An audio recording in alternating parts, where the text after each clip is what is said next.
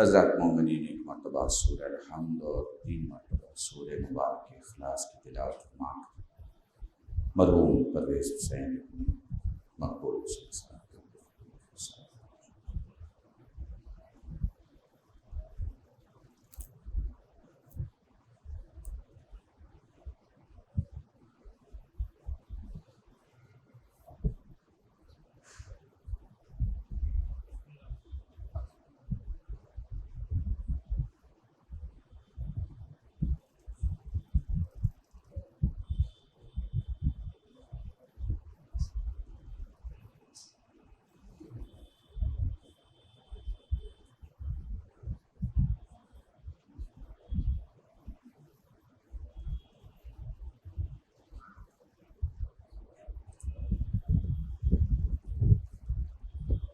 अऊज़ु बिल्लाहि मिनश शैतानिर रजीम बिस्मिल्लाहिर्रहमानिर्रहीम या मन ज़िक्रुहु शरफ़ुल लिज़्ज़ाकिरीन अल्हम्दुलिल्लाहि रब्बिल आलमीन वस्सलातु वस्सलामु अला अशरफिल अंबिया'i वल मुरसलीन सय्यिदिल अरबि वल अजम जिस्मुहु मुक़द्दसुल मुअत्तरुल मुक़द्दम नूरुल हुदा अस्वाबुल शफ़ीउल उमम साहिबुल जूद वल करम मौलाना अबुल क़ासिम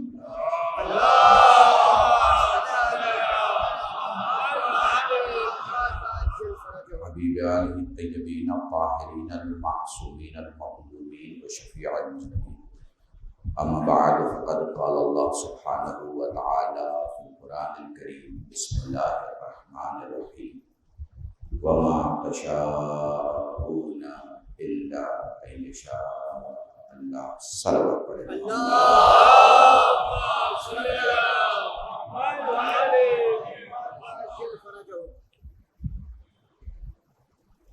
माशाअल्लाह ये आपकी मौजूदगी, आपकी मोहब्बत आज और कल इन 2 मजलिसों में, देखिए बम्बई में मजलिस पढ़ना ज़्यादा सख्त इसलिए नहीं होता कि आप लोग इशारे में सब समझ जाते हैं। 50 साल किसी शख्सियत ने आपको हिंदुस्तानी मिसाल और इशारों में मजलिस समझने में इतना भरा बना दिया है कि इधर खतीब ने इशारा किया और उधर आप समझ गए वो क्या कह रहे हैं।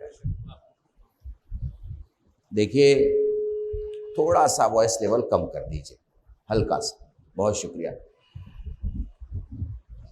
जो लोग बाहर हैं, अगर उन्हें हड्डी की प्रॉब्लम नहीं है, घुटने की प्रॉब्लम नहीं, तो वो अंदर आ जाएं। तो 50 साल का, जी मेरा अंदाज़ आप जानते हैं, मैं बहुत सादी भाषा बोलता हूँ ताकि लोगों को समझ में आए कि मैं पढ़ क्या। तो 50 साल आपने जो ज़बान सुनी, वो ज़बान भी इतनी खूबसूरत ज़बान थी कि अगला 50 साल गुजर जाएगा मगर उस ज़बान जैसी कोई ज़बान आ नहीं पाएगी। आप अग्री हैं मेरे साथ कि नहीं अग्री? क्यों? क्योंकि मजलिस जब खुलूस से पढ़ी जाए तो खतीब अकबर बनता है। दुरूद पढ़े मोहम्मद वाले मोहम्मद।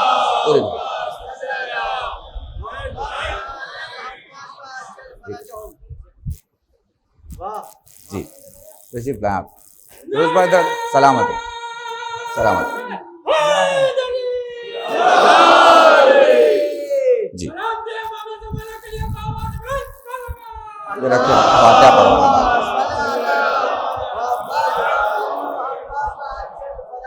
जी बड़ी आसान ज़बान, बहुत सादी ज़बान। कोशिश करूंगा, ठीक है, थोड़ा सा वॉइस लेवल और कम कर दे या इसका इको कम कर दे ताकि मैं पढ़ सकूं जैसे मैं पढ़ना चाह रहा हूं, वरना फिर वो लेक्चर वाला अंदाज रखना पड़ता है। बहुत शुक्रिया। देखें,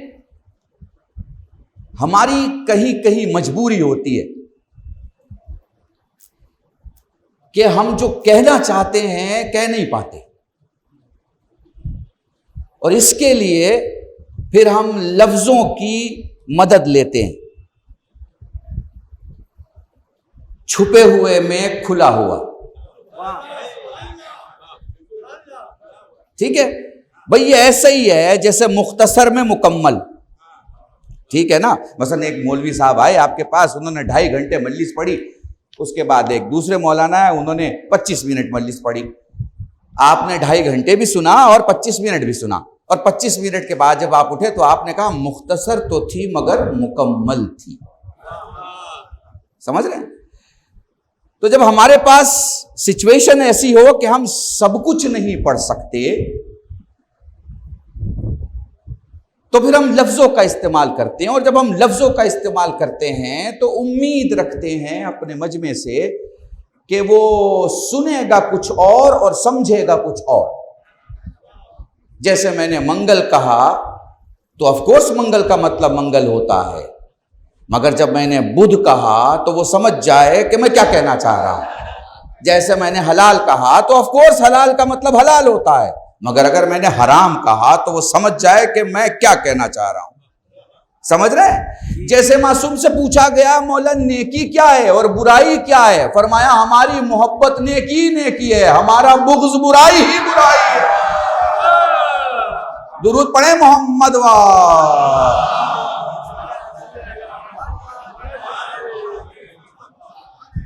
तो इंशाअल्लाह कोशिश रहेगी इस 50-55 मिनट में कि मैं एक मौजू को आपके सामने मुकम्मल करूं। इस दुनिया में, मेरे और आपके दरमियान की इस दुनिया में 2 किस्म के लोग हैं।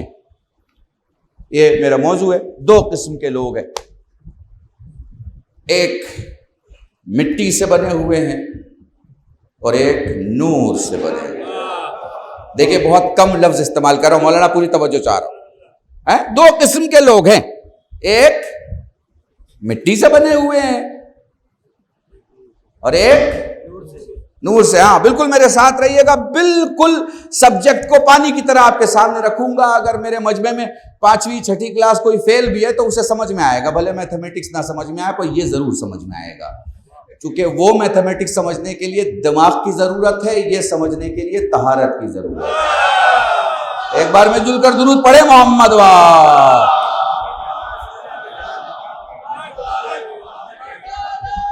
सलामत रहें।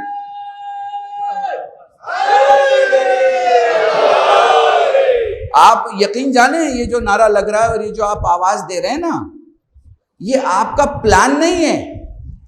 ये खुदा की कसम इनका प्लान नहीं था कि ये बैठेंगे तो नारा लगाएंगे, और ये आपका प्लान नहीं था कि ये नारा लगाएंगे तो आप जवाब देंगे। नारा अपनी तहारतों के साथ निकलता है और जवाब भी अपनी इज्जतों के साथ निकलता है। क्यों? क्योंकि हर शय किसी शय को बयान करती है।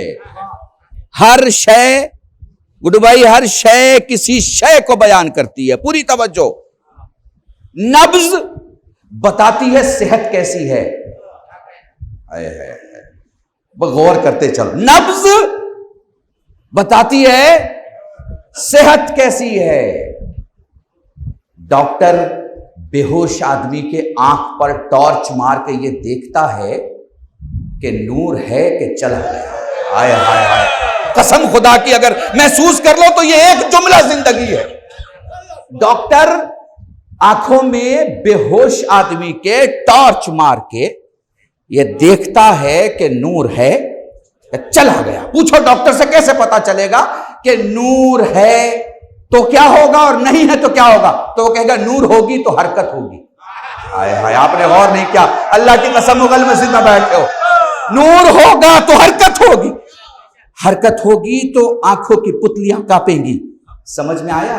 नूर होता है तो हरकत होती है, नारा होता है तो जवाब वही देते हैं जहां नूर होता है। सलामत में।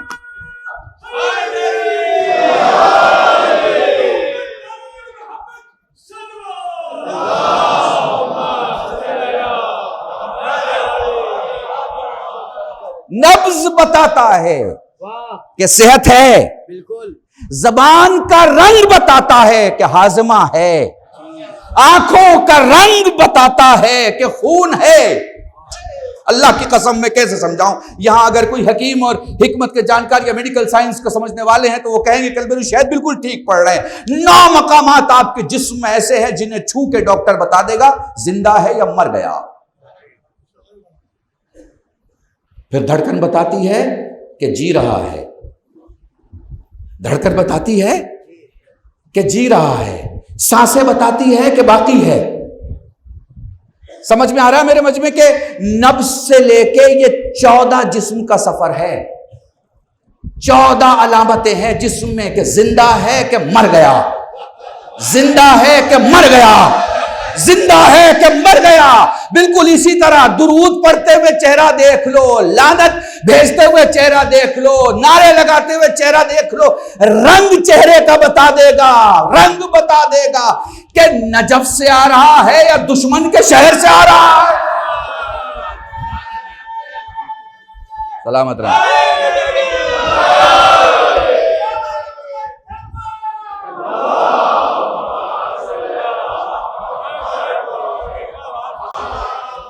अल्लाह की कसम, वह मेरे साथ रहिएगा।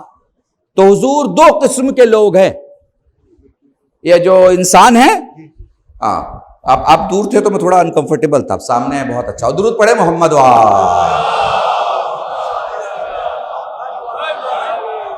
2 किस्म के हैं बे हुजूर। एक वो है जो मिट्टी का पुतला है, मिट्टी से बना है हुजूर। दूसरा कौन है? दूसरा वो है जो नूर से बना है। नूर उसमें है ये नहीं कह रहा, नूर से बना है। अच्छा, मिट्टी वाले को तो ये पता ही नहीं कि कहां की मिट्टी से बना है, मगर नूर वाले को पता है कि खुदा के नूर से बना है। अल्लाह अकबर, अल्लाह अकबर, अल्लाह अकबर। भाई मिट्टी वाले को नहीं पता कि किस मिट्टी से बना है जब तक दफन ना हो जाए। दफन हो गया तब कुछ ने कहा कि जहां की मिट्टी थी।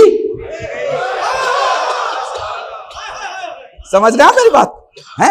अच्छा सुने सुने, एहसास करेंगे आप। मिट्टी लफ्ज पूरी लुगत में,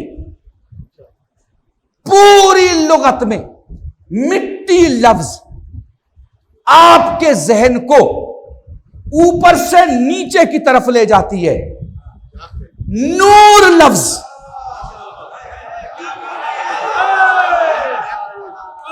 लफ्ज को महसूस कीजिए, लफ्ज को महसूस कीजिए। देखें, मेरी इज्जत को मिट्टी में मिला दिया।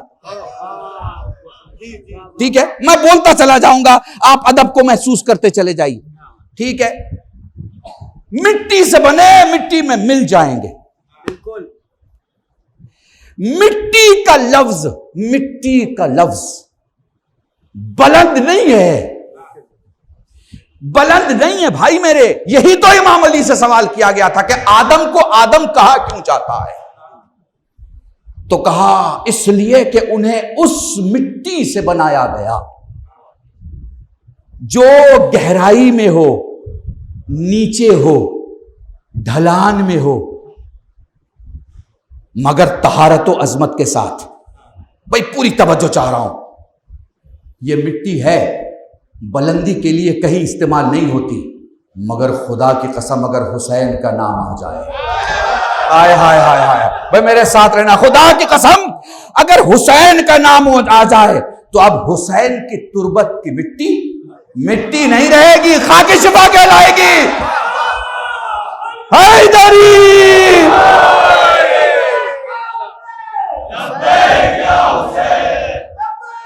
सलामत रहें।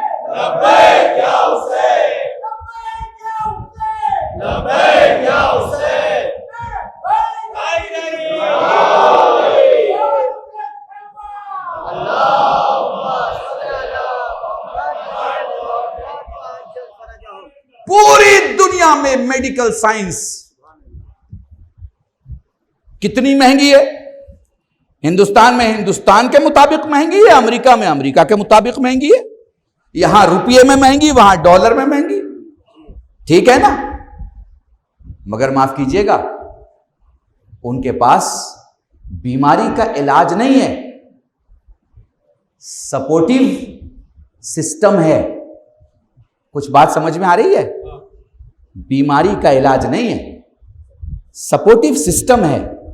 उस सपोर्टिव सिस्टम से दिमाग से जो केमिकल निकलते हैं, उन केमिकल को इतना सपोर्ट मिल जाता है कि आपकी बॉडी हील करके अपने डिफेंस को मजबूत करे और दोबारा बीमारी पे हावी हो जाए। समझ रहे हैं आप? ठीक है, बात समझ में आ रही है? ये दवा के नाम पे जो कुछ दिया जा रहा है, अब इंशाल्लाह कभी मेरे पास वक्त होगा, मैं आपके दरमियान आया और कुछ डॉक्टर्स हुए तो मैं बताऊंगा ये जो आप केमिकल खाते हैं दवा के नाम पर, ये जो एंटीबायोटिक है, ये 20-30 साल है हिंदुस्तान में, ये भी बहुत ज्यादा मैं बोल रहा हूं। इसके बाद कलर थेरेपी और लाइट थेरेपी आ जाएगी। समझ रहे हैं? ये कलर थेरेपी आएगी तब इनको पता चलेगा कि किस चीज का क्या कलर होता है, और तब पता चलेगा कि हमारा मुहर्रम का परचम अलग क्यों है और गदीर का परचम अलग क्यों है। पता नहीं मैं समझा पा रहा हूं या नहीं समझा पा रहा।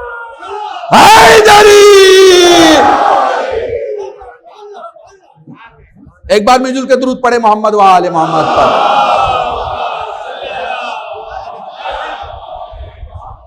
तो आपको आपकी पूरी जमा पूंजी लेने के बाद मेडिकल साइंस जो आपको सपोर्ट देती है, वो एक तरफ आ जाओ मजलिस हुसैन में, और मजलिस हुसैन में आने के बाद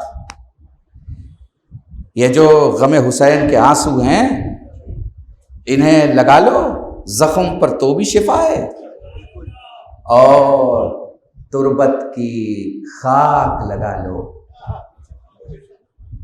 तो ऐसी शिफा है कि खाक अकेली बोली ही नहीं जाती। उस पे खाक हो जो खाक करबला को सिर्फ खाक कहे।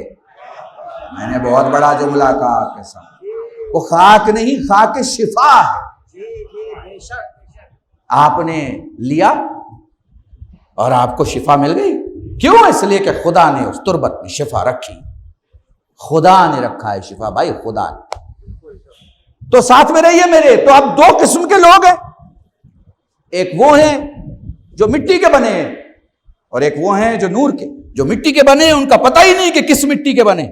आप तो हंसते हंसते कहते भी हैं, किसी को समझाते समझाते जब नहीं समझता तो आप कहते हैं भैया किस मिट्टी के बने हैं? जब जिल्लतों का मुजाहिरा बहुत ज्यादा हो जाए, जब बहुत समझा समझा के भी ना समझा पाए, तो आदमी बोलता भैया किस मिट्टी के बने हैं? मुझे पता नहीं उस जमाने में ये मुहावरा अरबी में था कि नहीं। अगर होता तो पैगंबर गदीर के बाद ये जरूर कहते भैया किस मिट्टी के बने हो। बहुत बड़ा जुमला कहा है।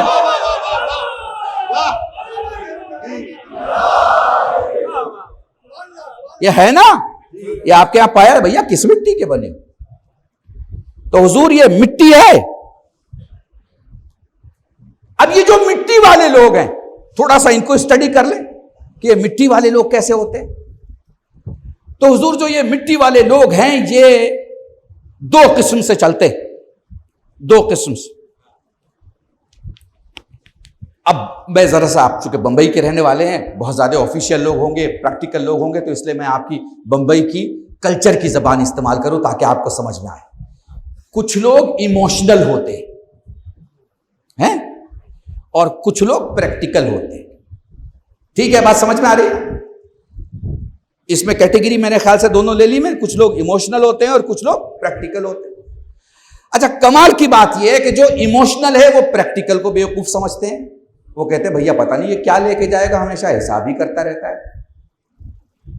और जो प्रैक्टिकल है वो इमोशनल को बेवकूफ समझते हैं। ये है कि नहीं? जरा इमोशनल एंगल से प्रैक्टिकल एस्पेक्ट्स को देखेंगे तो वो पूछता है भैया तुम फलां जगह गए थे, क्या मिला? तो जो इमोशनल होता है वो कहता है भाई कैसी बात कर रहे हो, हम लेने के लिए थोड़ी गए थे, हम तो जिम्मेदारी निभाने गए थे। ये मैं आपको एकदम हमारे दरमियान जो इमोशंस और प्रैक्टिकलिटी है उसको नजदीक से समझिएगा। बिल्कुल यही गुफ्तगू रहती है। तो दो किस्म के हो गए, कुछ प्रैक्टिकल हो गए और कुछ इमोशनल हो गए। अब आप भी सोचेंगे मौलाना आप मिंबर से बहस तो छेड़ रहे हैं, तो बताइए भी तो सही कि दोनों में बेहतर कौन है। तो भैया सुन ले, आप दोनों में बेहतर कौन है। इमाम से किसी ने सवाल किया, मैं बताऊंगा तो मेरी बात होगी, मगर वो जिसके सदक़े में दुनिया की बात बनी हुई है, उससे पूछते हैं मौला कौन सा इंसान सबसे बेहतर है। आपने फरमाया जो इंसान सबसे ज्यादा हसास है, सबसे ज्यादा इमोशनल है। अब आपने देखा दुनिया की छोटी सी ऐनक में आपने इमोशन वाले आदमी को किनारे कर दिया, प्रैक्टिकल वाले आदमी को आगे जगह दे दी। मौलाना का नहीं, वो जो इमोशन के साथ है वो सबसे अहम है। कुछ समझ में आ रहा है? 100 नारे लगाने वाले हैं, 100 उनमें से गिन के देख लीजिएगा, इमोशनल वाला लगाएगा, प्रैक्टिकल वाला जवाब देने में रहेगा। हैदरी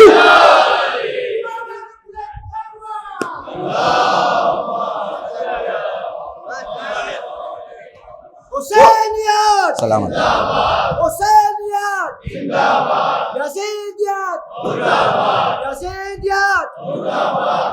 शहजादी फातिमा ज़हरा बिन्ते रसूल खुदा सल्लल्लाहु अलैहि वसल्लम के हक को छीनने वाले के ऊपर और घर को जलाने वाले के ऊपर लानत बेशुमार। इमाम ज़माना अलैहिस्सलाम को जल्द से जल्द ज़ोर होने के लिए एक आवाज़ से बुलंद सलवात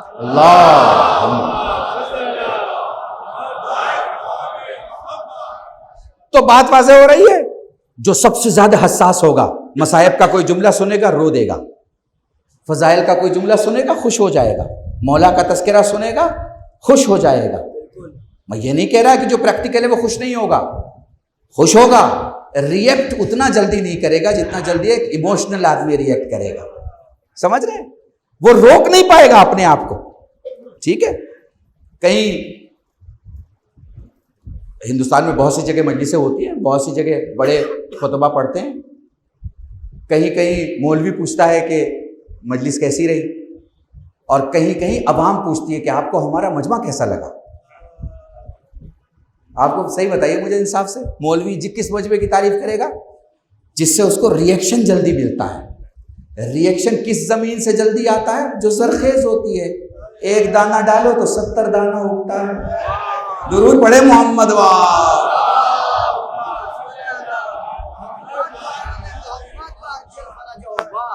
छोटी छोटी बातें वो मेरे साथ रहेगा। तो ये 2 ग्रुप है, इस 2 ग्रुप में सबसे बेहतर कौन है? जो इमोशनल, अहले बैत को लेके इमोशनल, हुकूक को लेके इमोशनल है, जिंदगी को लेके इमोशनल है। इमोशनल होगा तो किसी को छोड़ेगा नहीं, इमोशनल होगा तो किसी को छोड़ेगा नहीं। प्रैक्टिकल होगा तो फायदे नुकसान के तराजू में हर चीज को तौलेगा, हर चीज को। देखिए प्रैक्टिकल आदमी, मैं कह रहा हूं भाई बंबई में आम कितने का? उन्होंने कहा 700 रुपए किलो। एक एग्जांपल दे रहा हूं, 700 रुपए का फला किलो है। उन्होंने प्रैक्टिकलिटी में पूरी दुनिया में ढूंढ लिया कि आम 350 का कहां है। वो सब जगह बाहर से अगर आम खरीद के लेके आएंगे तो यहां के बागात का क्या होगा? तो कुछ इमोशन भी होते हैं और उनकी कोई हकीकत होती है। तो ये जो मिट्टी से बने हुए लोग हैं, अच्छा फिर ये क्या करते हैं मिट्टी से बने हुए लोग? हुजूर इनके पास 2 चीज है जिसके पीछे चलते, एक खुद इनकी बनाई हुई है और एक अल्लाह की बनाई हुई है। अल्लाह अकबर। अगर इस जुमले को समझ गए आप तो मैं समझूंगा आपने मजलिस सुन ली मेरी। ये जिस चीज के पीछे चलते हैं उसका नाम है अक्ल। यह इंसान जिस चीज के पीछे चलता है उसका नाम है अक्ल। ये अल्लाह ने बनाई है। अल्लाह देता है जिसको देता है, वो सांवला भी हो तो गोरों पे राज करेगा।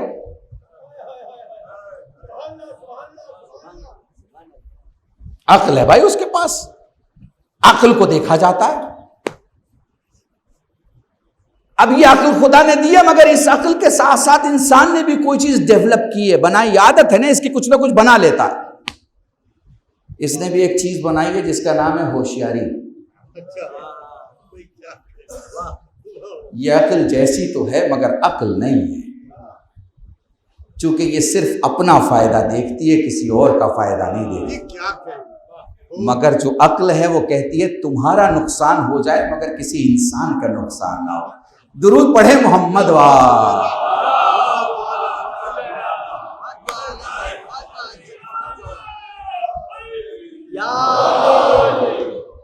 तो जहन में बात आ रही है हुजूर, ये अक्ल के पीछे चलते हैं। अच्छा, फिर अक्ल की भी थोड़ी सी देखभाल कर ली जाए कि भाई ये कौन सी मखलूक है खुदा की। पता चला कि साहब ये जिसे मिल गई वो बादशाह हो गया, ये जिसे मिल गई वो बुलंद हो गया, ये जिसे मिल गई वो अमन की जगह हो गई, ये जिसे मिल गई वो सिक्योरिटी की चाबी हो गई, जिसके पास आ गई वो भी बुलंद, उसके लोग भी, उसका इलाका भी, उसका डिस्ट्रिक्ट भी, सब कुछ महफूज। साहब ये अक्ल है, मगर खुद आकिलों ने कहा कि कभी कभी हमारी गणित भी फेल हो जाती है, हमारी रिसर्च भी गलत हो जाती। मैं जिंदा मिसाल आपको दे रहा हूं। आज से 30 साल पहले मैं आपको लेके चलता हूं। मेडिकल साइंस के जितने भी डॉक्टर थे उन्होंने माओं को यह कहा कि बच्चे को अपना शीर ना दे, ठीक है। डब्बों का दूध आम हो गया, ठीक है। 10 साल पहले पिछली रिसर्च बातिल हो गई, गलत हो गई। नई रिसर्च आई कि नहीं, शीरे मादर से बेहतर कोई ग़िज़ा बच्चे के लिए हो ही नहीं सकती, चूंकि वो खाना भी है, पानी भी है, दवा भी है और ताकत भी है। दुरूद पढ़े मोहम्मद वाह।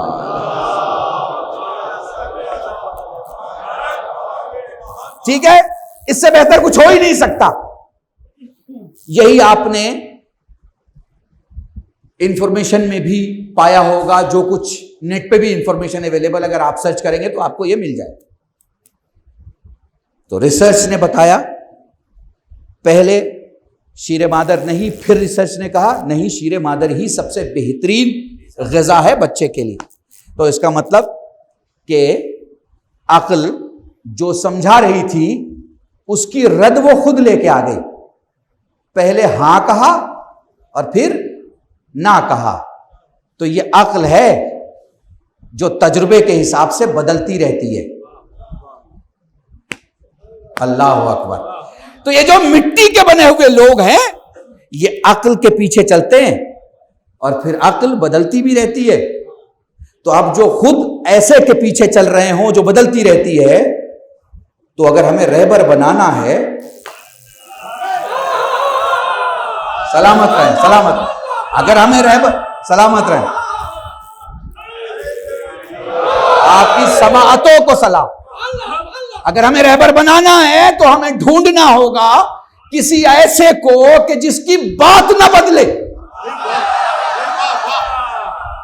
जिसकी बात ना बदले, ऐसे को ढूंढना होगा। तो कौन है वो लोग? तो वो लोग हैं जो वही से चलते हैं। वो उठे तो वही से, वो बैठे तो वही से, वो बोले तो वही से, रुकू वही से, कयाम वही से, रोजा वही से, ज़कात वही से, खुम्स वही से, जिहाद वही से, सोना वही से, जागना वही से, जो कुछ उनका अमल है वो सब वही से। किसी को बुला रहे हैं तो वही से, हटा रहे हैं तो वही से। सलामत रहे।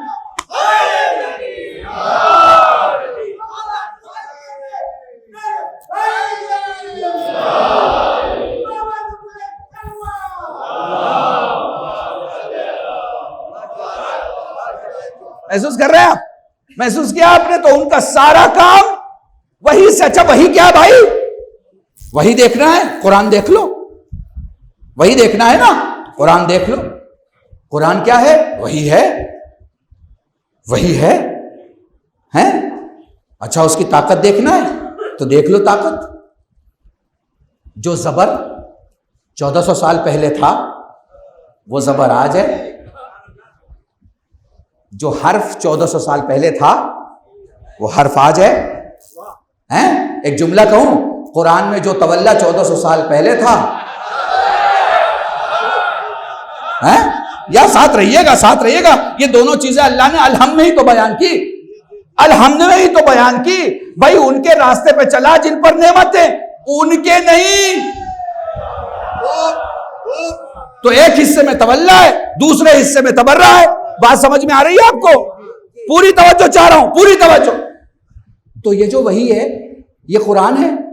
अब कुरान की 6666 आयतों में मुझे बताओ, क्या कोई नुक्ता ऊपर से नीचे हो जाएगा? क्या कोई जेर ऊपर से नीचे हो जाएगा? क्या कोई जबर अपनी जगह बदलेगा? क्या कोई जब्बा अपनी जगह बदलेगा? नहीं बदलेगा ना, कोई चीज नहीं बदलेगी ना। तो देखा ना, जो अक्ल के पीछे चल रहे हैं उनकी बातें भी बदली, उनके फैसले भी बदले। उनकी बातें भी बदली, उनके फैसले भी बदले। मगर जो वही से चलते हैं, जो वही से चलते हैं, बहुत बड़ा जुमला कहने जा रहा हूं, जो वही से चलते हैं, वकील साहब पूरी तवज्जो, जो वही से चलते हैं, नस्लें नस्लें नस्लें, 150 साल, 50 साल, 70 साल, 200 साल के फासले में, ख्वाब में भी अगर रसूल ने कुछ बोला है, ख्वाब में भी, और कहने वाला मौला से कह रहा है कुछ बदल जाए, तो जुमला ये होता, अगर मेरे जद ने कहा होता।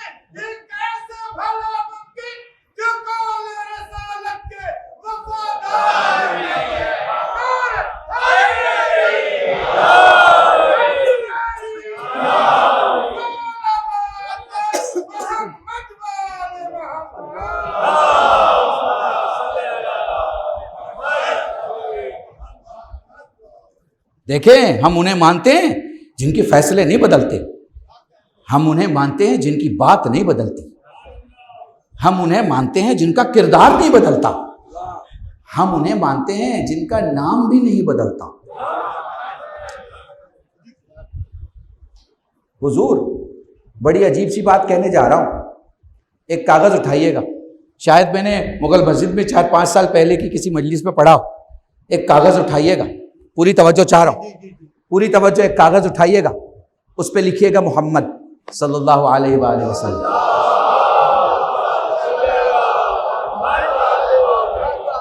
और फिर बाजू में लिखिएगा अली, फिर दोबारा लिखिएगा, बाजू में लिखिएगा हसन, फिर दोबारा लिखिएगा, बाजू में लिखिएगा हुसैन, फिर दोबारा लिखिएगा, बाजू में जितने आपके मासूमीन के नाम है लिख लीजिएगा। थोड़ी देर तक सब पढ़िएगा, फिर जरा सोच के बताइएगा ये एक आदमी का नाम लग रहा है या 2 आदमी का नाम लग रहा है।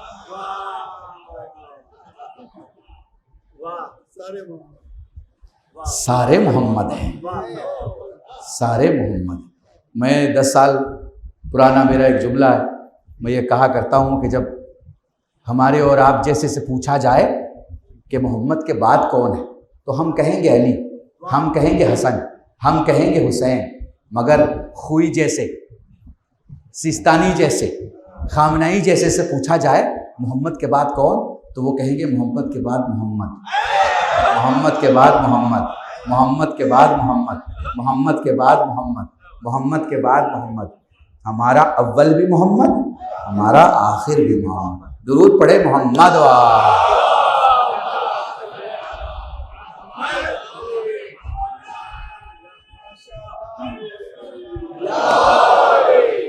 अब यहां से थोड़ा मेरे साथ रहना, जरा सी पॉलिटिकल गुफ्तगू है। तो ये मिट्टी वाले हैं, इनको भी नाम चाहिए, वर्चस्व चाहिए, शोहरत चाहिए।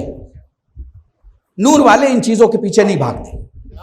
नूर वालों ने नूर वालों ने अपने चाहने वालों को एक फिलॉसफी बताई कि देखो, जो तुम्हारा जिस्म है, जो तुम्हारी जिंदगी है, जो तुम्हारी लाइफ है, 2 चीज से मिलके है।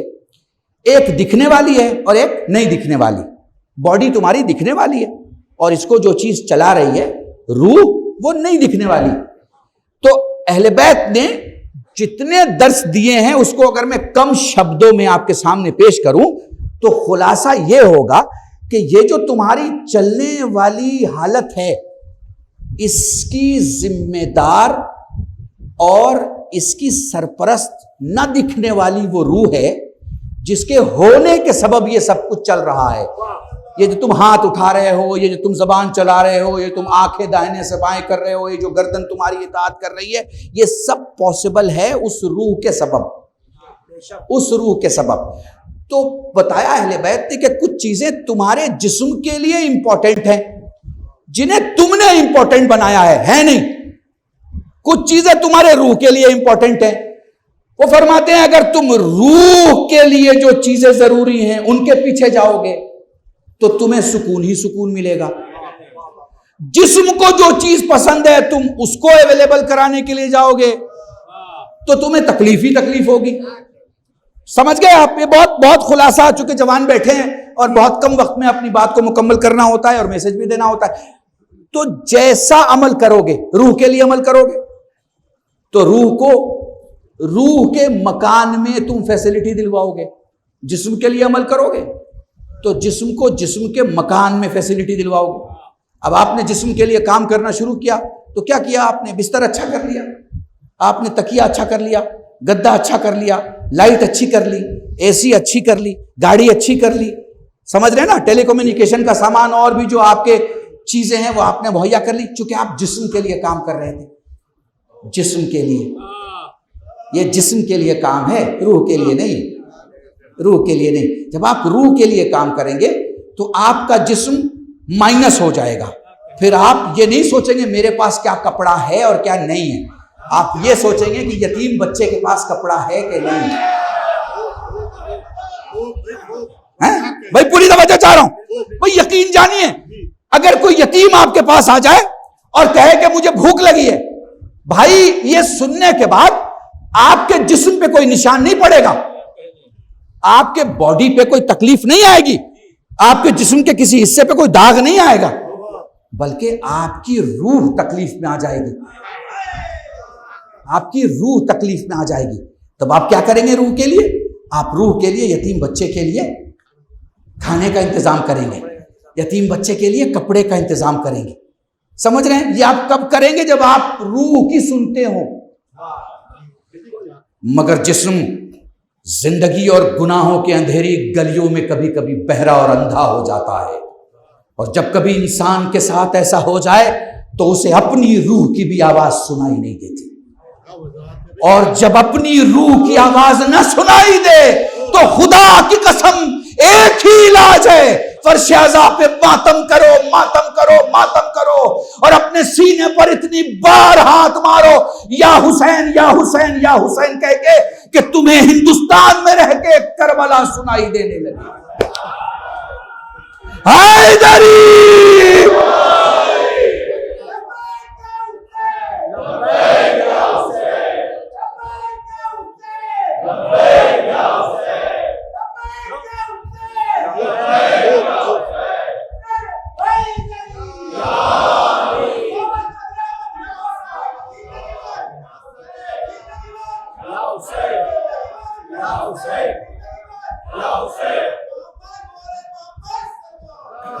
अल्लाहुम्मा सल्ली अला मुहम्मद। जिस तरह से मोमिन का असलहा दुआ है, भाई जुमला सुनना, रायगा मत होने देना, जिस तरह से मोमिन का असलहा दुआ है, बिल्कुल उसी तरह से हुसैनियों का असलहा मातम। बस फर्क इतना है, बस फर्क इतना है कि जब आप दुआ करते हैं तो तासीर कहीं और से आती है, और जब आप मातम करते हैं तो तासीर आपसे निकलती है। और कैफियत यह है कि मातम की आवाज आपके मकान से निकलती है, दरबार में बैठा हुआ कोई कहीं परेशान हो जाता है। यह कमाल है इस मातम का, अल्लाह के कसम। मातम आपको मजबूत बनाता है, मातम आपके फिक्रों के दरवाजे खोलता है, मातम आपको बुलंद करता है। बहुत बड़े एक हमारे मेंबर ऑफ पार्लियामेंट है, इंतकाल हो गया उनका, बिहार से थे। उनसे किसी अहले सुन्नत के एक जवान ने सवाल किया, क़िबला ये बताइए कि ये जो मातम होता है ये कौन लोग करते हैं? अच्छा, उन्होंने कोई अकीदे का जवाब नहीं दिया, बहुत साफ साफ बात उन्होंने उससे जवान से पूछी, अच्छा तो मुझे एक सवाल का जवाब दे, जब कोई बच्चा मर जाता है तो उसकी मैयत पर सबसे ज्यादा कौन रोता है? कहा जो उसका अपना होता है। और फिर मातम कौन करता है? कहा जो उसका उससे ज्यादा अपना होता है। मुंह पे तमाचे कौन मारता है? कहा वो जिसकी वो जान था, जिसके लिए वो सब कुछ था, वो मुंह पे तमाचे भी मारता है, गिरिया भी करता है, मातम भी करता है। उन आलिम दीन ने कहा मैंने तुझे जवाब दे दिया, मातम वही करेगा जो हुसैन का अपना होगा। महसूस कर रहे? तो गुफ्तगू क्या है मेरे दोस्तों? नूर के लोग, मिट्टी के लोग, ये मिट्टी के लोग क्या जाने। एक जुमला कहूं, ये शनिचर इतवार सोमवार के बीच में रहने वाले क्या जाने कि आलम लाहूती किसे कहते हैं और मलकूती किसे कहते हैं। दो जुमले, बस दो जुमले, अगर आप महसूस कर सके तो महसूस कर लेना, और फिर जवानों से 5 मिनट की गुफ्तगू और रफ्ते बसाए। देखें, दुनिया के सारे मुसलमान यानी ये मिट्टी से बने हुए लोग अपनी इबादतों की इंतहा में जब हज पे जाते तो खुदा की तलाश करने जाते हैं। खुदा के शहर जा रहे हैं, खुदा के घर जा रहे हैं। क्या मिलता है इन्हें? एक मकान मिलता है। फिर मकान के इस तरफ रहते हैं या उस तरफ? तो आप कहेंगे भैया इसी तरफ से तवाफ करके वापस आ जाते हैं, उस तरफ तो जा ही नहीं पाते। तो ये जो मिट्टी के बने हुए हैं, इनकी तरक्की की इंतहा काबे के दीवार के इस पार होती है, और वो जो नूर से बना हुआ है उसकी जिंदगी की इब्तिदा दीवार के उस पार से होती है।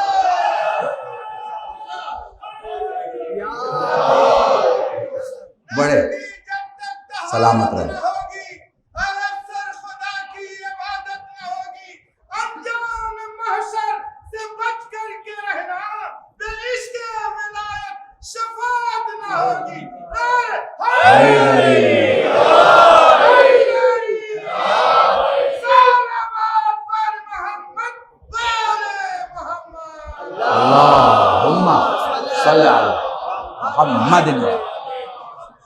बस मेरे अजीजान 5 मिनट और जो जवानों से गुफ्तगू करूंगा। तो आपने महसूस किया कि ये जो नूर के लोग हैं ये वही से चलते हैं, ये जो मिट्टी के लोग हैं ये अक्ल से चलते हैं, मगर इनमें सब अक्ल से नहीं चल पाते। चूंकि सब अगर चल रहे होते तो एक अबूजर और एक सलमान ना होता। जुमला समझिएगा अल्लाह का, जुमला समझिएगा।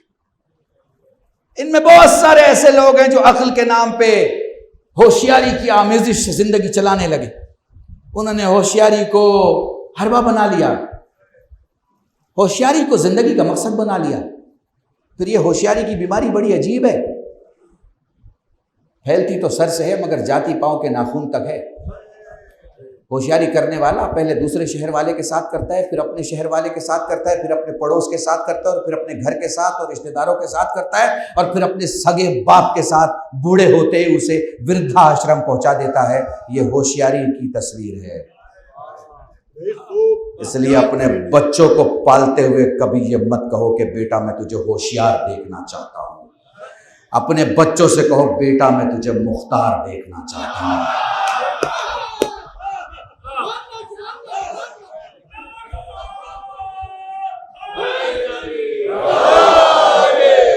और मेरा एक जुमला है जवानों, तुम्हारे लिए पढ़ रहा हूं, मैंने 3-4 जगह पढ़ा है, अगर जहन में आ जाए और महफूज कर सको तो महफूज कर लेना। हर अहले बैत के चाहने वाले में एक मुख्तार होता है। हर अहले बैत के चाहने वाले में एक मुख्तार होता है। बस इब्ने ज़ियाद के सामने आने की देर होती है, मुख्तार खुद ब खुद बाहर आ जाता है। मिलजुल कर दुरूद पढ़े मोहम्मद वा।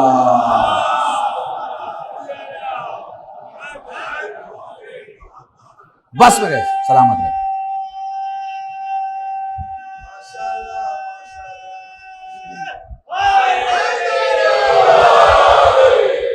इंशाल्लाह कल फिर गुफ्तगू होगी आपके साथ।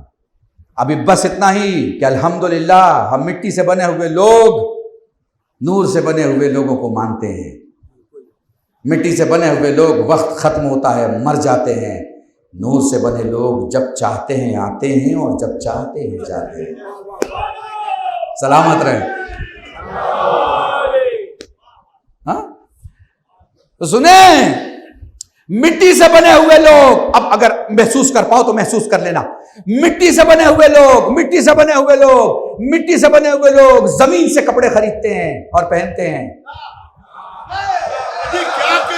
बस साथ रहो अल्लाह की कसम, मिट्टी से बने हुए लोग जमीन से, जमीन पे कपड़े खरीदते हैं और बनाते हैं। नूर से बने हुए लोगों के कपड़े मक्के मदीने से नहीं आसमान से आते। सलामत रहो, सलामत रहे।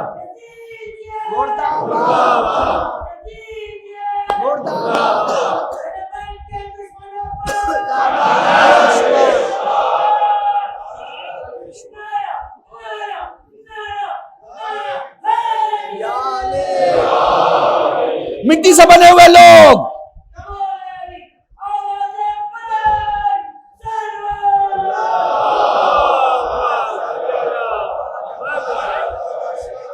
जुमले सुनते चले जाए। मिट्टी से बने हुए लोग इल्म हासिल करके, मिट्टी से बने हुए लोग इल्म हासिल करके इंसानों का इलाज करते हैं, फरिश्ते का नहीं कर सकते।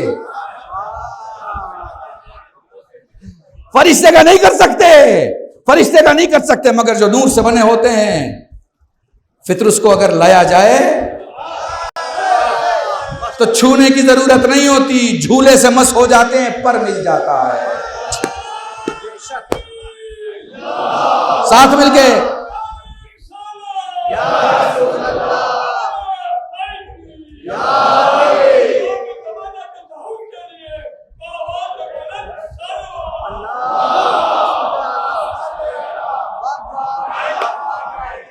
सुनो जुमला कहने जा रहा हूं। मिट्टी से बने हुए लोग रोते हैं, डरते हैं, रोते हैं, डरते हैं, भागते हैं, परेशान होते हैं, मौत से खौफ खाते हैं।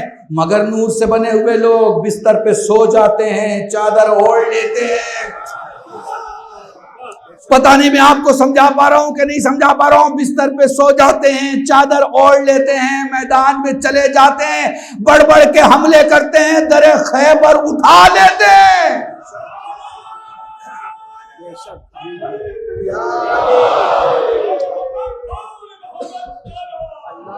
अल्लाहुम्मा सल्ली अला।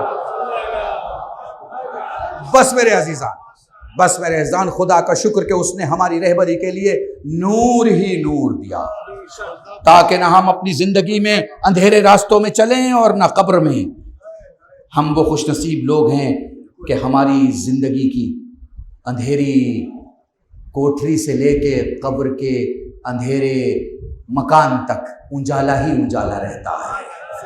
सुभान अल्लाह, बेशक हम मिट्टी के जरूर हैं, मगर हमने अपना वारिस मिट्टी को नहीं, मिट्टी वाले को नहीं, हमने नूर को बनाया। हमने नूर को माना, हमने नूर को चाहा, हमने नूर से प्यार किया। और यही वजह है कि जब नूर गुफ्तगू करता है, जुमला सुनिएगा, जब नूर गुफ्तगू करता है तो सारी ज़बान कहती है क्या गुफ्तगू है, क्या बातें हैं, क्या अल्फाज हैं। मुनाजात देखिए ना, अब मौला अली का कलाम देख लीजिए, खुदा की कसम नहजुल बलागा पढ़िए, घर जाइए, हिंदी में मंगाइए, अंग्रेजी में मंगाइए, खुदा के वास्ते मंगाइए, जाइए पढ़िए नहजुल बलागा, देखिए खुतबा बयान देखिए, छोटा सा मिलेगा, मगर आप चले जाइए दूसरी किताबों को जिसमें तफसील के साथ एक ही खुतबा 259 पेजेस का है। कितना? 259 पेज का एक खुतबा है, एक, जिसमें अली से सवाल किया गया और अली बार बार कह रहे हैं मुझसे पूछो ना, मुझसे पूछो ना, मुझसे पूछो ना, मुझसे पूछो। लोगों ने कहा कि आदम ने कितनी बार हज किया, कहा और पूछो ना। लोगों ने कहा कि आदम किस मिट्टी से बने, और पूछो ना। आसमान में शैतान का नाम क्या है, और पूछो ना। सवाल पूछते चले गए, अली बताते चले गए। खुदा की कसम इस खुतबे को पूरा पढ़ोगे तो ये समझ नहीं पाओगे कि मेरा मौला किस मकाम पर है। ऐसा लग रहा है जैसे सामने हो रहा हो, अली देख रहे हैं। अल्लाह अकबर।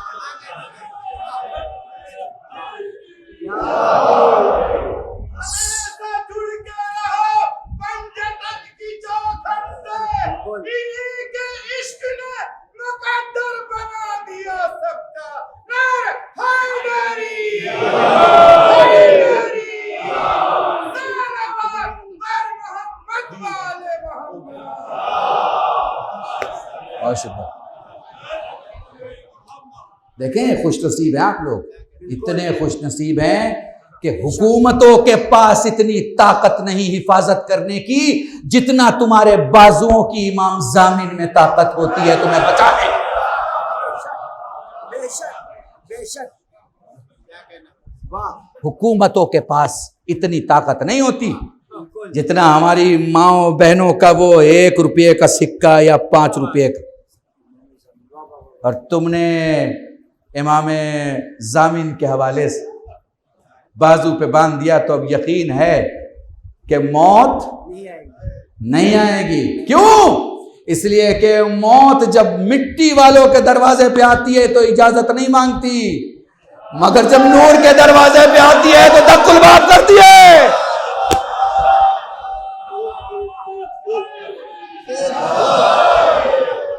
हाँ, अब एक जुमला और खत्म कर रहा हूं, पूरी तवज्जो चाह रहा हूं। ये मिट्टी वाले और नूर वाले हैं क्या? सुनो, जिसके सर पे तारे हो वो सब मिट्टी वाले हैं, जिसके दर पे तारे हो वो सब नूर वाले हैं। दुरूद पढ़े मोहम्मद वाले।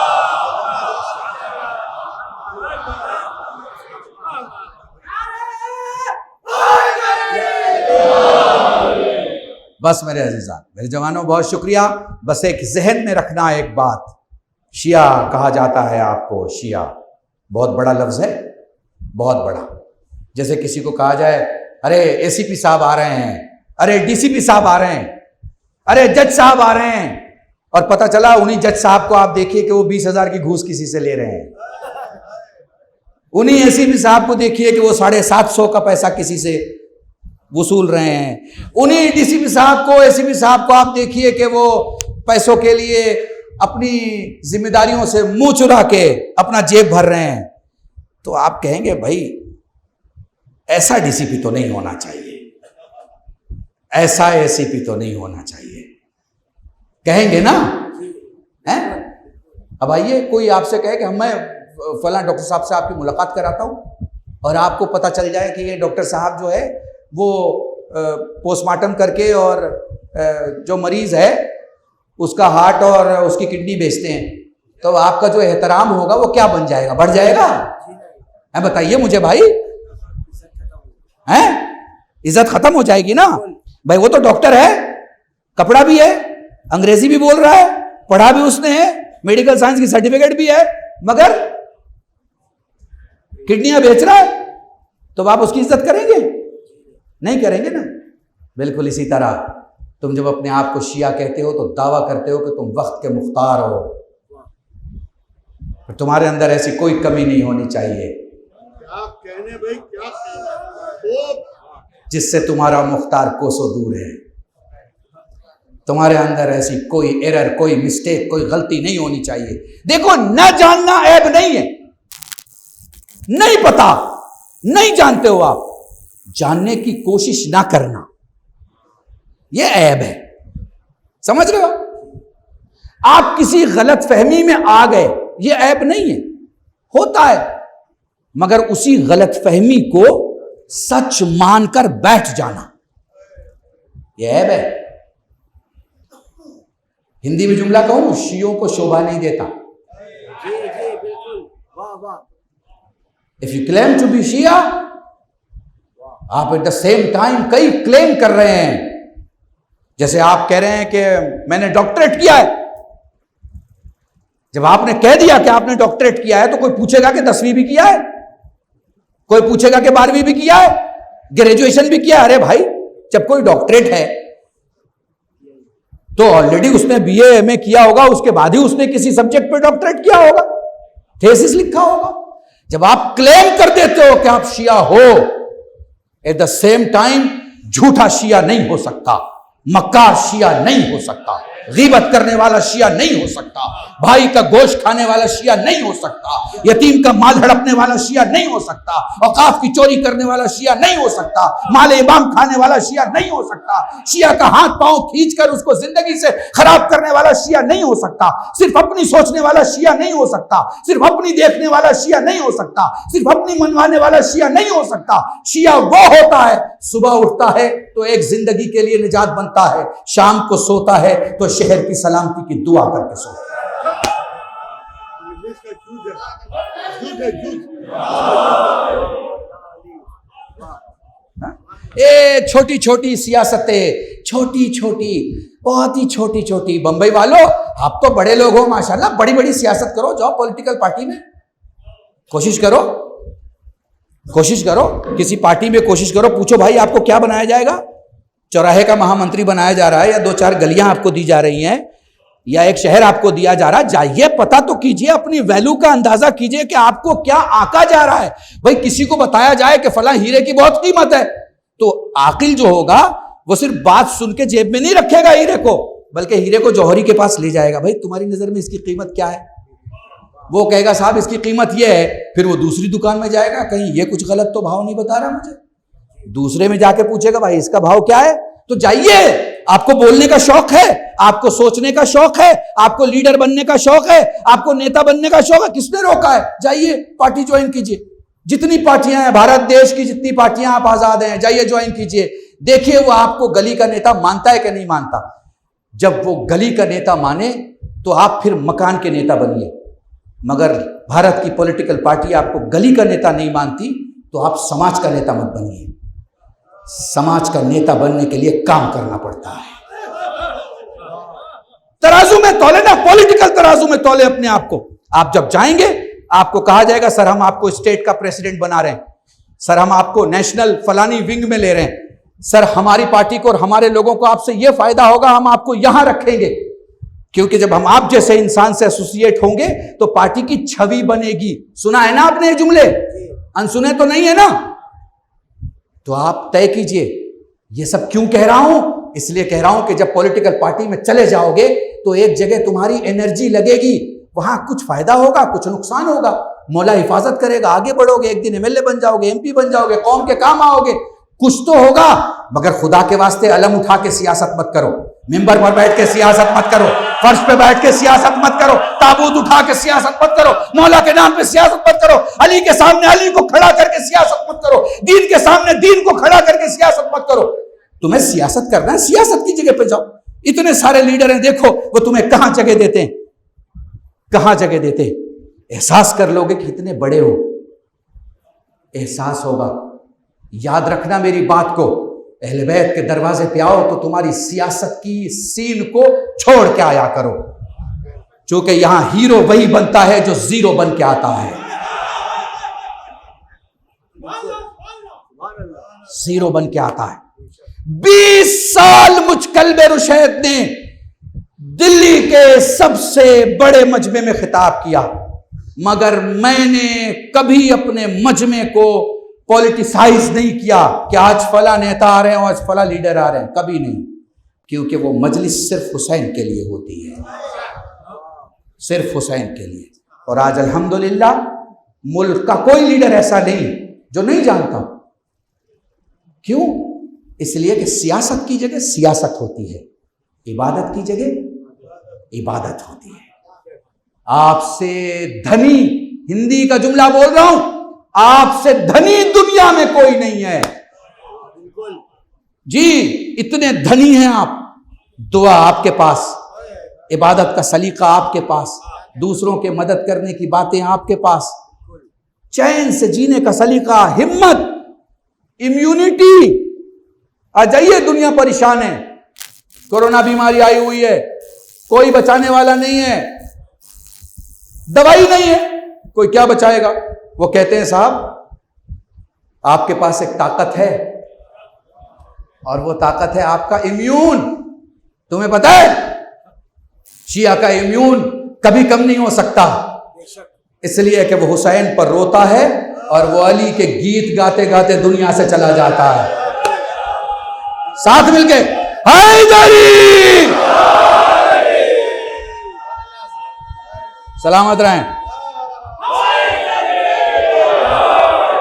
जो काम से वफा करेगी उसी की दुनिया सना करेगी। क्या कहने हैं? हुसैन का घर मनाओगे गम, जनाब ज़हरा दुआ करेगी। सलामत रहे।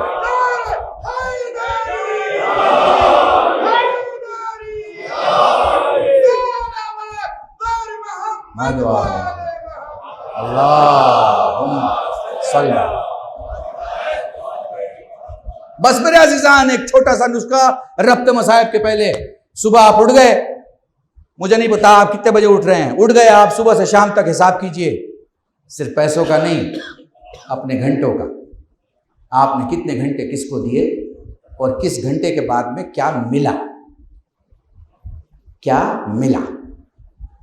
जी देखिए, अहले बैत के नाम पे जो आप खाना खिलाएंगे ना, वो खाना आपको मिल जाएगा, बेशक वो मिल जाएगा, चाहे जैसे मिले मिल जाएगा।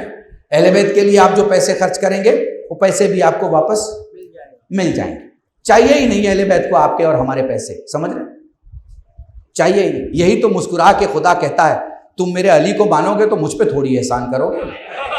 आए आए हाय हाय, काश समझ लो इस बात, मेरे अली को मानोगे इसमें तुम्हारा फायदा है, नहीं मानोगे तो हमारा कोई नुकसान नहीं है। अल्लाह की कसम, काश मैं समझा पाऊं इन दो जुमलों, पूरी मजलिस है एक मकाम, समझ रहे हैं। तो हिसाब कीजिए, सुबह से शाम तक आपने जो वक्त गुजारा अपने दोस्तों के साथ, अपने लोगों के साथ, आपको क्या मिला। भाई बहुत सारे लोग हैं जो मजलिस के बाद हिसाब करते हैं कि मजलिस में गए थे, उन्होंने क्या पढ़ा, हमें क्या मिला। अरे भाई तुम्हें मजलिस के 1 घंटे का हिसाब आता है, अपना भी तो 12 घंटे का कर लो भैया, अपना भी 12 घंटे का कर लो कि 12 घंटे गुजारे, क्या मिला, ये बहुत ज़रूरी है। और सुनिए, मजलिस में सबसे बड़ी जो चीज़ आपको मिलती है ये मिलती है कि फर्शहज़ा पे आप वहाँ बैठते हैं जहाँ रसूल की बेटी बैठती है। बस मेरे अजीज, चलो कल गुफ्तगू हो। मैं देख रहा हूँ बहुत से मकतब फ़िक्र के लोग यहाँ आए हैं, मौजूद। परवेज़ भाई के, फिरोज़ भाई के जो मोहब्बतें, जो ताल्लुकात लोगों से और इस पूरे इलाके में पिछले 40-50 साल से जो बाहमी इत्तेफाक और बाहमी इत्तेहाद की जो फ़िज़ा इन लोगों के यहाँ देखने को मिलती, मैं महसूस कर रहा हूँ आपका ये कसीर तादाद में यहाँ मौजूद होना। मैं इतना ही कहना चाहूँगा कि याद रखो, तुम्हें जो चीज़ काम आने वाली है वो तुम्हारा हौसला, कभी हौसला मत हारना, चूँकि जो लोग हौसला हार जाते हैं वो खुद को बेचना शुरू कर देते हैं, और आपका मौला नहीं चाहता कि आप अपने आप को बेचें, नहीं चाहता। और ये हौसला आपको कहाँ से मिलता है? करबला से मिलता है। आ जाओ करबला में, देखो कोई तैयार नहीं जो जान बचाने के लिए खड़ा है, नहीं। छोटे से बच्चे से लेके बड़े और फिर उनसे बड़े और फिर उनसे बड़े सब आमादा हैं कि गर्दन कटनी हो तो कट जाए, मगर हुसैन का साथ नहीं छोड़े। हैं? आप रोने के लिए बेचैन हैं, आंखें भीगी हुई हैं। आपको पता है शिया मौला का चाहने वाला मसाइब की रिवायत सुन के नहीं रोता, वो तो बस ये सोच के कई बार मर जाता है कि वो एक बहन जिसके 18 भाई जुदा हो गए। जज़ाकुमुल्लाह। जब भी रोया करो ना तो ज़बान पे अपने वक्त के इमाम का तज़किरा रहे, या मौला या इमाम ज़मान, ए वक्त के अली, मेरे मौला हुसैन ने मुसीबतों का वो दौर कैसे देखा होगा, वो वक्त कैसे बर्दाश्त किया होगा, किस तरह से। मैं एक वाक़या सुनाता हूँ आप लोगों को, शायद हो सकता है बोहरी समाज में आपने ये वाक़या खुतबा से सुना हो। मैं इराक़ का एक वाक़या आप लोगों को सुनाता हूँ। एक औरत है जो अपने बच्चे की कब्र पर हर रोज़ जाती है, जवान बेटा है, दुनिया से चला गया है। एक दिन जो कि आशूर का दिन था, मजलिसों में, मोहम्मद हुसैन भाई मजलिसों में बिजी थी, तो देर हो गया। कब्र पे जब पहुंची तो देखा उसके बेटे की कब्र पे पहले से कोई बीबी मातम कर रही है। नजदीक जाके कहती है कि बीबी लगता है कोई भूल हो गई है, बीबी माफ करें ये मेरे बच्चे की कब्र है। बीबी रोज में वक्त से आती थी, आज देर इसलिए हो गई कि आशूर की मजलिस थी।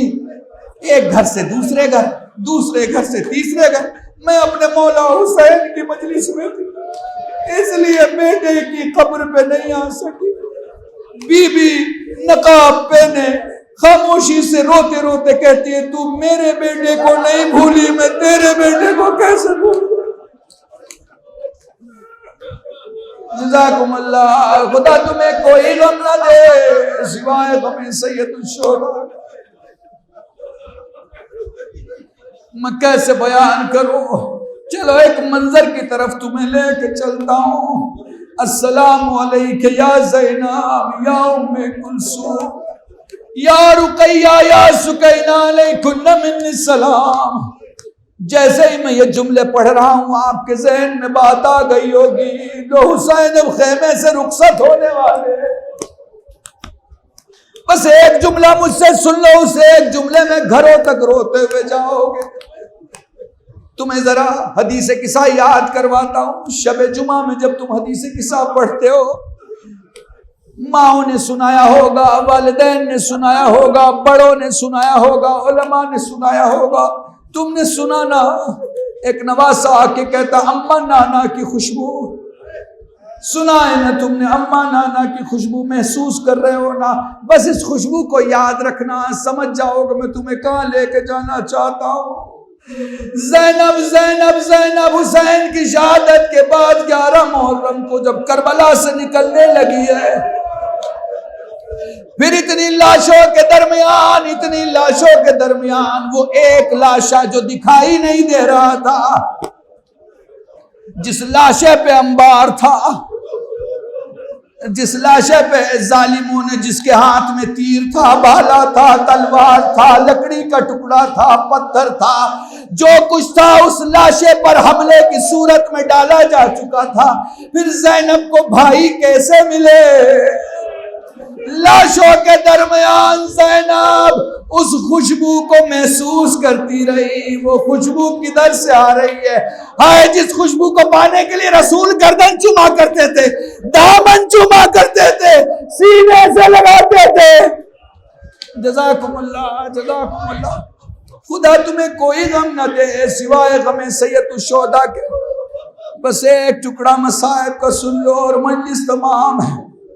वो लो करबला के मैदान से अहले हरम का काफिला 11 मुहर्रम कूफे की जानिब रवाना हो गया। 13 मुहर्रम दरबार में दाखिला। अरे वो जिनके दरवाजे पे जिब्राइल खड़े हुआ करते थे, वो जिनके दरवाजे के खादिम मलाइका हुआ करते थे, वो जिनके दरवाजे पर वही का नुज़ूल था, वो बीबियां 18 घंटे खड़ी रही। वो मैं तुम्हें कैसे बयान करूं। सबसे छोटी सैदानी अहले बैत के घर, नाम सकीना है, नाम सकीना है। बस 2 जुमले सुन लो मसाइब के और मजलिस तमाम है। नाम सकीना है।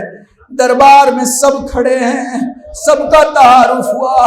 सकीना से पूछा गया नाम क्या है? लब तो हिले मगर आवाज बाहर नहीं आई।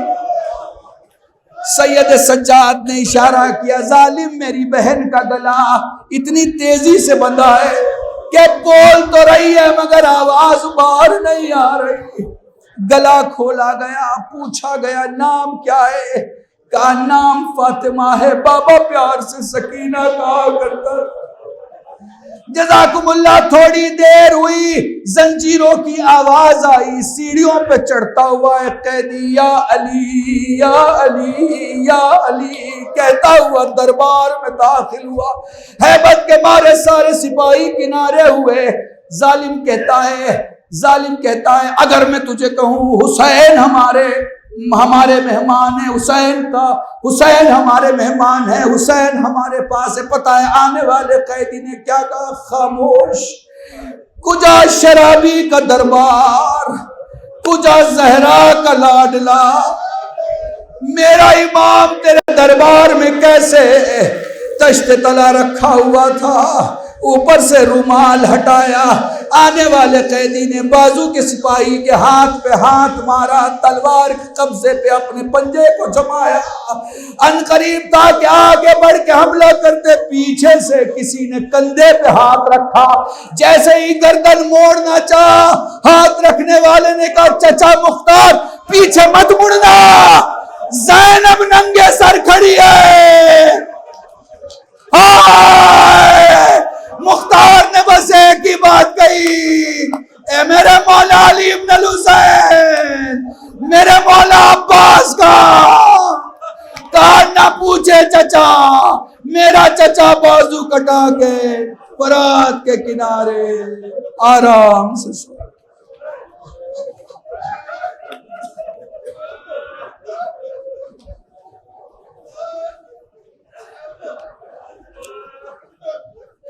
लअनतुल्लाह अलल कौमिज़ ज़ालिमीन व सयअलमुल लज़ीना ज़लमू अय्यनक़लिबुन इन्ना लिल्लाहि व इन्ना इलैहि राजिऊन।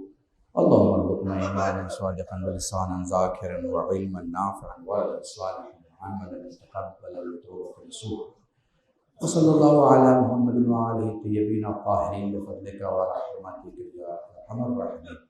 परवरदिगार हम में से जो गरीब हो उनको तवंगर बना, बीमार करबला से सच्चाई सबके शिफाए कुल्ली अता फरमा, मरहूमीन व मरहूमात की मग़फ़िरत फरमा, हज़रत हुज्जत के ज़ुहूर में ताजील फरमा, हम सबको उनके नासिरीन में शुमार फरमा, गुनाहों को माफ़ फरमा, दुआओं को कबूल फरमा, हम सबको मिलजुल कर दीन की खिदमत करने की तौफ़ीक़ अता फरमा। इलाही हमारे इन चंद आंसुओं को बारगाह ज़हरा में शरफ़ क़बूलियत अता फरमा। इलाही जो लोग हज ज़ियारत को जा चुके हैं उन्हें दोबारा जाने की तौफ़ीक़ अता फरमा। इलाही जो तेरी इन मासूम ज़वात मुक़द्दसा की बारगाह में अब तक ना पहुँचे हों, इलाही बेहक़ ज़हरा उन सबको हज ज़ियारत नसीब फरमा। जो लावलद हों उन्हें औलाद अता फरमा, जो औलाद वाले हों उनकी औलाद को सीरत सालिहा से आरास्ता फरमा, जो मक़रूज़ हो उनके कर्ज़ को गैब से अदा फरमा। इस बड़े शहर में गांव और अपने शहरों से जो लोग भी जॉब के लिए काम के लिए आए हैं, कोरोना के इस हालात में बहुत से लोग जॉबलेस हो गए हैं, काम नहीं है, वर्क नहीं है। इलाही उन सब की मदद फरमा, अपने और चहारदा मासूमीन के दर के अलावा किसी दर का मोहताज न बना। रब्बना तक़ब्बल मिन्ना इन्नका अंतस समीउल अलीम बिहक़्क़ि मुहम्मदिन व आलिहि तय्यबीन अत्ताहिरीन बिफ़ज़लिका व रहमतिका या अरहमर राहिमीन। हज़रात मोमिनीन, खुलूस के साथ एक मरतबा सूरह अल-हम्द, 3 मरतबा सूरह मुबारक इखलास की तिलावत फरमाकर मरहुमा कैसर जहाँ बिनते मुंशी दिलावर अली, मरहूम अलहाज सैयद मकबूल हुसैन इब्न हाजी अहमद हसन रिज़वी और मरहूम सैयद परवेज़ रिज़वी इब्न सैयद मकबूल हुसैन रिज़वी।